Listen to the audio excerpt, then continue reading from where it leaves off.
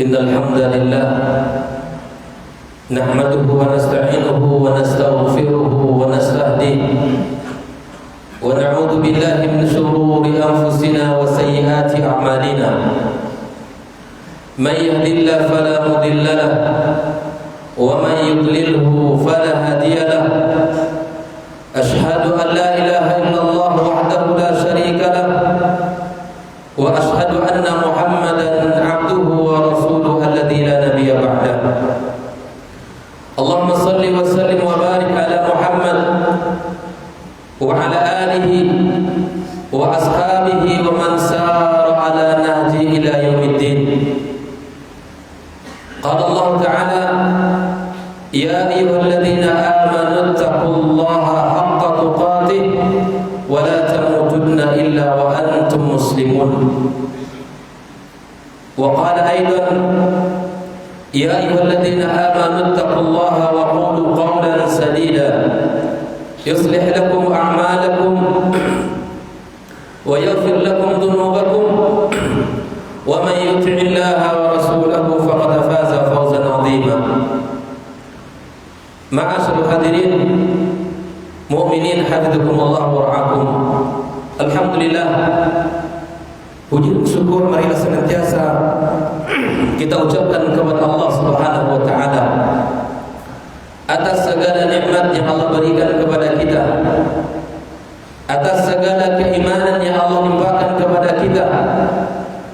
Kita hidup dalam keadaan muslim dan kita hidup dalam keadaan berserah diri kepada Allah Subhanahu wa taala. Mudah-mudahan kita semua berada di dalam kebaikan-kebaikan serta kita mengakhiri kehidupan kita dengan husnul khatimah. Salawat dan salam marilah senantiasa kita ucapkan kepada baginda sallallahu alaihi wasallam. Mudah-mudahan salawat yang kita ucapkan menjadi bukti cinta kita kepadanya, menjadi bukti semangat kita untuk mengikutinya, dan mudah-mudahan kita berhak mendapatkan syafaatnya pada hari kiamat kelak pula. Hadirin yang dimuliakan Allah, Al-Imam Muslim meriwayatkan sebuah hadis di dalam kitab sahihnya dari sahabat Nabi yang mulia Sa'ad bin Abi Waqqas radhiyallahu taala anhu. Dia berkata, sami'tu Rasulullah sallallahu alaihi wasallam yaqul, aku mendengarkan Rasulullah sallallahu alaihi wasallam bersabda, innallaha yuhibbul 'abda at-taqiyyal ghaniyyal khafi. Sesungguhnya Allah mencintai hamba yang bertakwa kepadanya, lagi kaya dalam jiwanya, dan menyukai untuk beramal dalam keadaan diam-diam. Ma'asyiral hadirin rahimakumullah, di dalam hadis yang kita bacakan ini ada 3 perkara yang akan menjadikan Allah Subhanahu wa taala cinta kepada kita. Ada 3 golongan yang mendapatkan ridha Allah dan cintanya. Sebagaimana Al-Qayyim rahimahullah taala mengatakan, yang terpenting bagi setiap mukmin berusaha untuk mendapatkan cinta Allah. Bukan yang terpenting kita hanya bisa mengatakan bahwa kita cinta kepada Allah. Seorang mukmin berusaha mencari ridha Allah. Seorang mukmin berusaha menggapai cinta Allah dan senantiasa berusaha melakukan amal-amal untuk mendapatkannya. Cinta manusia baik, namun sebaik-baik cinta adalah cinta Allah Tabaraka wa taala. Cinta manusia akan berakhir, adapun cinta Allah akan kekal selamanya. Maka berusaha dalam setiap usia kita untuk meniti jalan mendapatkan cinta Allah Tabaraka wa taala. Nabi alaihi salatu wasallam menyebutkan, yang pertama adalah yang dicintai Allah, al-'abdut taqi, hamba yang berusaha untuk menjadi hamba yang bertakwa kepadanya, hidup dalam aturan Allah, bekerja dalam aturan Allah. Seorang pegawai dia berusaha bekerja sesuai dengan amanah yang telah diberikan. Seorang pedagang dia berusaha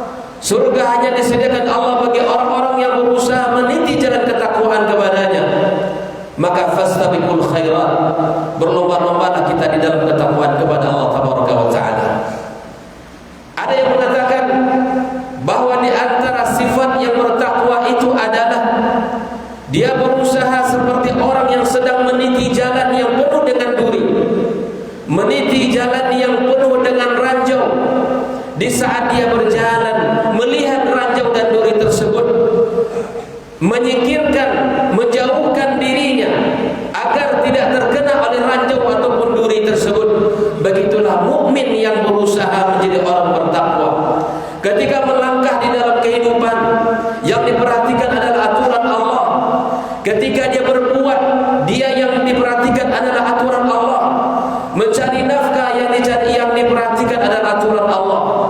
Begitulah mukmin, berusaha menghindar dari perkara-perkara yang menjerumuskan dan menghancurkannya, berusaha menjauhkan sebab-sebab yang mendatangkan murka Allah Subhanahu wa taala, dan sebaliknya dia berusaha untuk mengerjakan, berusaha selamat untuk menjadi orang-orang yang bertakwa kepada Allah Subhanahu wa taala.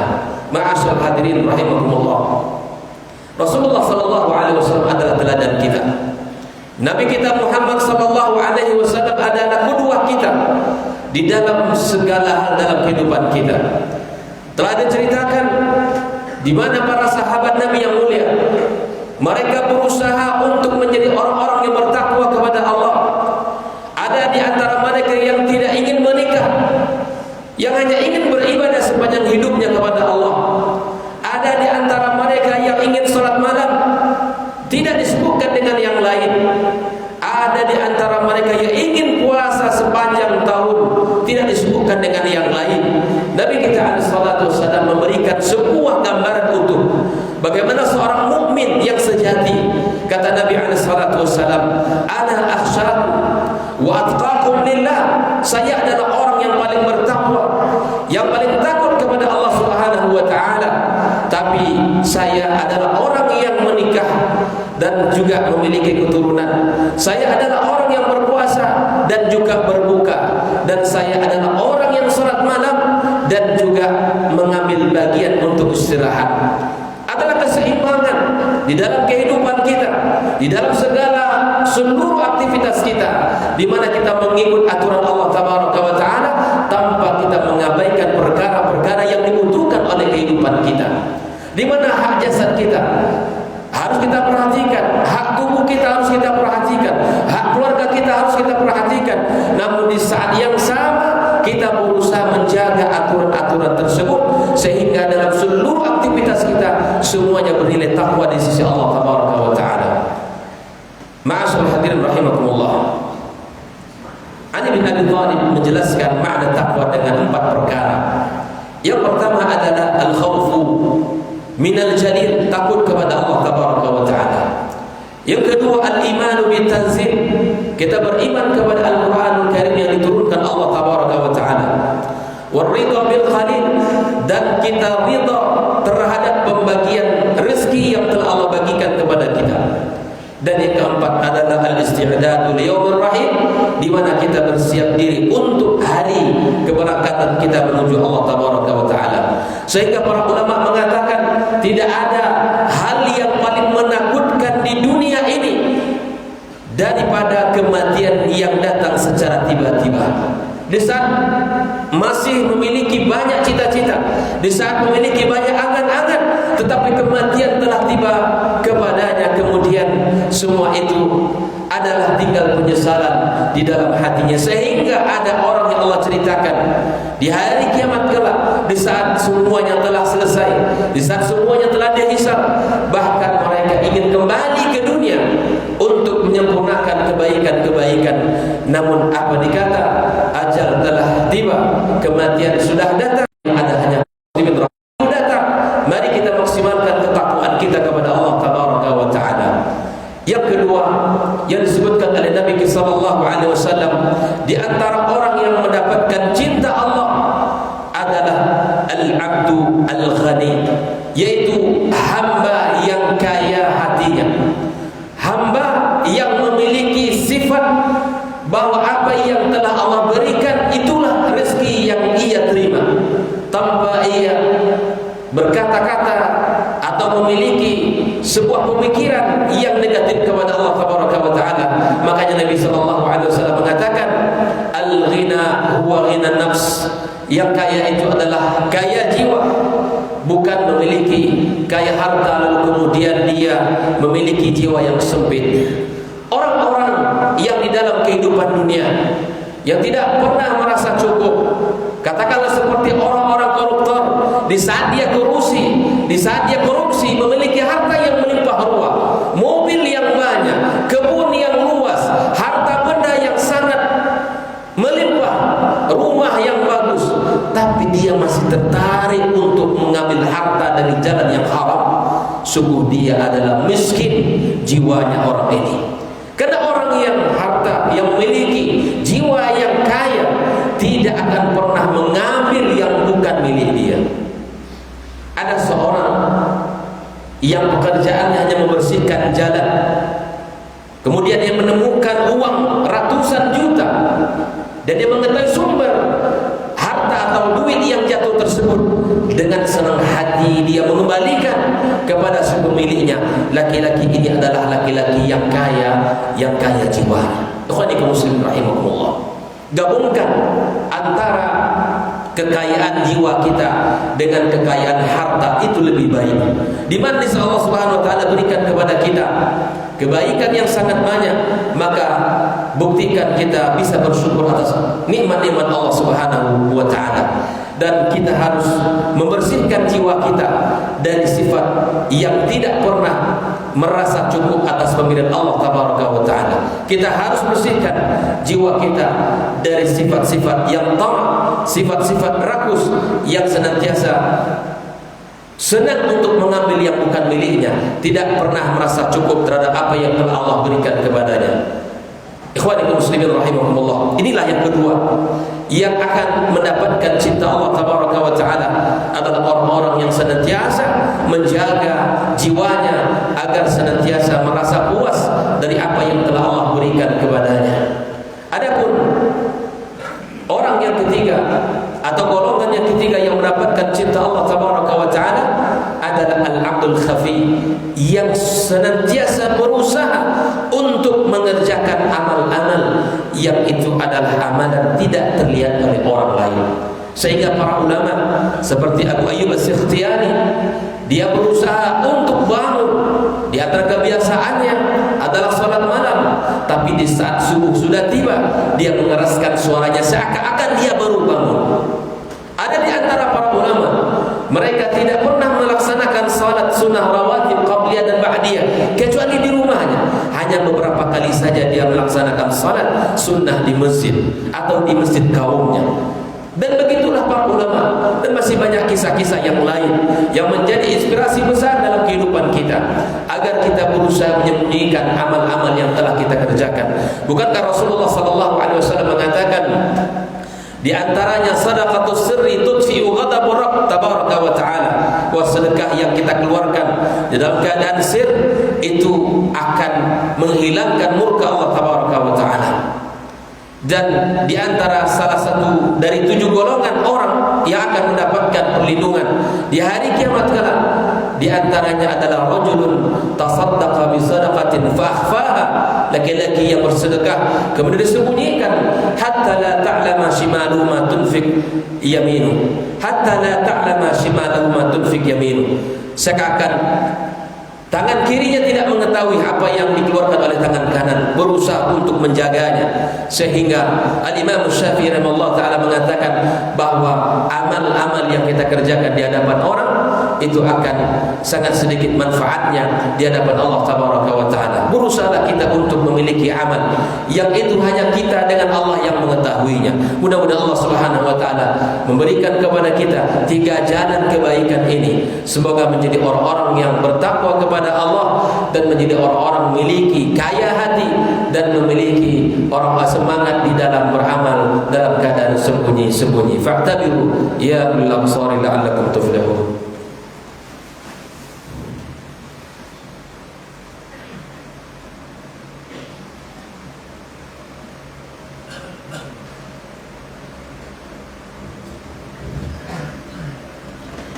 Alhamdulillah Rabbil Alamin, wassalatu wassalamu ala ashrafil mursalin wa ala alihi wa ashabihi ajma'in. Ashhadu an la ilaha illallah wahdahu la syarika la waliyus salihin, wa ashhadu anna Muhammadan abduhu wa rasuluhu as-sadiqul amin. Allahumma salli wa sallim wa barik ala Muhammad wa ala ali Muhammad kama sallaita ala Ibrahim wa ala ali Ibrahim wa barik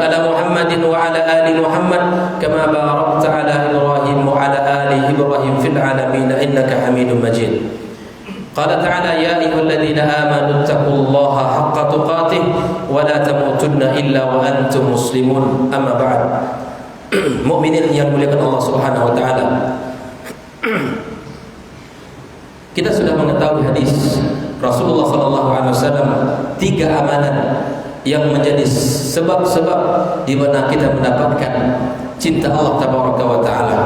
Andaikan 3 hal ini kita bisa lakukan, kita bisa berpegang dengan amalan yang mulia ini, insyaallah izin Allah, dengan izin Allah kita akan mendapatkan kemuliaan dan mendapatkan cinta dan ridha Allah Subhanahu wa taala. Sungguh yang kita inginkan di dunia ini adalah cintanya. Yang kita cari adalah ridhanya. Yang kita kejar adalah ampunannya. Kalau kita meniti jalan yang 3 ini, insyaallah Allah akan berikan kepada kita kebaikan yang sangat banyak pada diri kita, kepada keluarga kita, kepada apa yang kita miliki. Karena sudah sebuah kepastian, apabila Allah telah mencintai kita, maka orang-orang akan mencintai kita, keluarga kita akan mencintai kita, anak-anak kita akan mencintai kita, sahabat-sahabat kita akan mencintai kita, kaum muslimin secara umum akan mencintai kita. Maka berusahalah menjadi orang yang dicintai Allah, bukan hanya sekedar mengaku mencintai Allah tabaraka wa taala. Maka di antara cara yang ingin kita, yang bisa kita kerjakan untuk mendapatkan cinta Allah adalah dengan melakukan 3 hal yang diriwayatkan oleh Rasulullah SAW dalam hadisnya yang sudah kita sampaikan tadi. Mudah-mudahan Allah Subhanahu wa taala memberikan kepada kita pemahaman dan semangat untuk bisa istiqamah di atas kebaikan serta mendapatkan bimbingan dari Allah tabaraka wa taala dalam menjalankan kehidupan kita. Innallaha wa malaikatahu yusholluna 'alan nabi ya ayyuhalladzina amanu shallu 'alaihi wa sallimu taslima. Allahumma ighfir lil muslimina wal muslimat wal mu'minina wal mu'minat al ahya'i minhum wal amwat. Allahumma innaka 'afuwwun tuhibbul 'afwa fa'fu 'anna ya karim. Allahumma inna nas'aluka al-huda wat tuqa wal 'afafa wal ghina. Rabbana hab lana min azwajina wa dhurriyyatina qurrata a'yun waj'alna lil muttaqina imama. Rabbana zalamna anfusana wa in lam taghfir lana wa tarhamna lanakunanna minal khasirin. Rabbana atina fid dunya hasanah wa fil akhirati hasanah wa qina adzabannar. Walhamdulillahi rabbil alamin. Qumu ila salatikum yarhamukumullah.